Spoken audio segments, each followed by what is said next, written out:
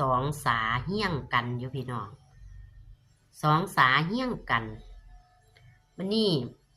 แอดก็เลยไปล่อเอาน้ำใส่สาหนึ่งเต็มแล้วเขาผันว่าสิปิดน้ำสิยุดทรงน้ำดีว่าสั่นว่าแอดก็เลยว่าเดี๋ยวเอาใส่อีกสาหนึ่งก้อนว่าสั่นเรียกอีกสาหนึ่งว่าสั่นแอดผันเลยเอาลงใส่เอาสายยางหรือว่าเอาลงใส่อีกสาหนึ่งพี่น้อง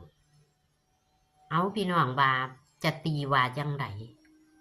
สามันก็สีแก่เนาะแต่ว่าสาน่ะเป็นสางามแต่ว่าเป็นสาเป็นผืนขึ้นหน้านี่งามสาว่าสั่นสองสาเฮี้ยงกันสาหนึ่งอยู่ภาคเทิงสาหนึ่งอยู่ภาคใต้พี่น้องเอาน้ำใส่พี่น้องสิตีคือแอดสงกรานต์บ่พี่น้องสิตี142คือแอดบ่สามันก็น้ำตีแก่เนาะค่ะพี่น้องแอดก็เลยคิดว่าสาจะเป็น4น้ำก็เป็น1 2 สาแอดก็เลยตีเป็น1